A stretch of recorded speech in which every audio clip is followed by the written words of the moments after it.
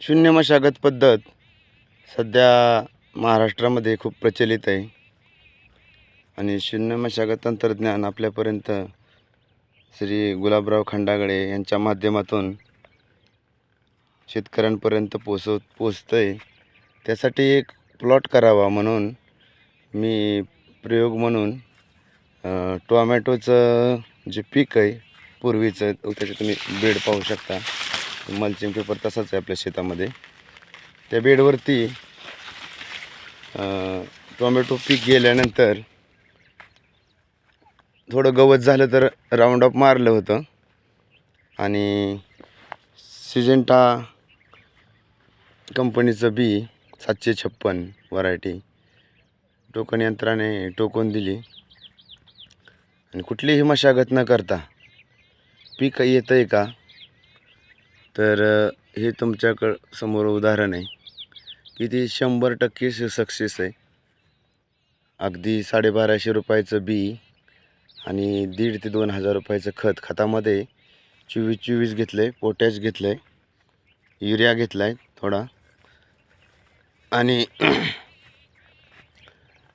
Sulph हे घेतलं आहे, झिंक घेतलं आहे. एवढं खतं अर्धी बॅग टाकलेत आणि त्याच्यामध्ये झिंकची फवारणी पण वरनं केली, आळीची एक फवारणी केली. म्हणजे 4-5 हजार रुपये खर्च आपला आला आहे टोटल हे पीक उभं करायला.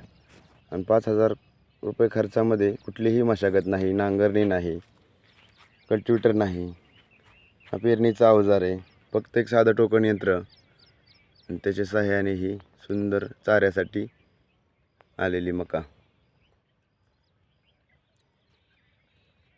माझासुद्धा आधी थोडा विश्वास नव्हता की बिगर मशागत करता म्हणजे मशागतच करायची नाही तर पीक कसं चांगलं येणार.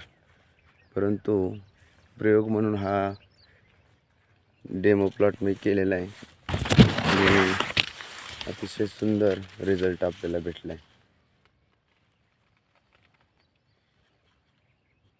जमीन तुम्ही पाहू शकता, जमीन भुसभुशीत आहे, हाताने उकरते आणि हे पहिलंच पीक आहे, पहिलाच प्रयोग आहे. यापुढेही याच पद्धतीने पिकं घेण्याचा विचार आहे आणि 5,000 रुपयामध्ये अर्धा एकर मका जर उभी होत असेल तर याच्यापेक्षा कमी खर्चामध्ये येणारं तंत्रज्ञान मला वाटतं की शून्य मशागतीशिवाय आता शेतकऱ्यांना पर्याय नाही आहे. जमीन भुसभुशीत होते, तण कुजत आहेत आणि एकच फक्त राऊंडअपची 80 ml फवारणी केली फक्त. आता मला टिंजर मारायचं आहे, थोडं गवत झालं आहे याच्यामध्ये, टिंजरही मारले नाही. एकच सुरुवातीला टोकन करायच्या वेळेसच राऊंडअप मारलं होतं, त्यावरती हे पीक उभं आहे. आणि एकदा टिंजर मारलं थोडं जे गवत दिसतंय तेही कुजून परत दुसऱ्या पिकाला मिळेल. शून्य मशागतीमध्ये मशागत खर्च तर कमी होतोयच, त्याबरोबर औषधं आणि गवत कुजून त्याचं विघटन होऊन परत दुसऱ्या पिकालाही त्याचं सगळं अन्नद्रव्य मिळतं आहे आणि खर्चही वाचतोय, प्लस जमिनीची पोतही सुधारते. धन्यवाद.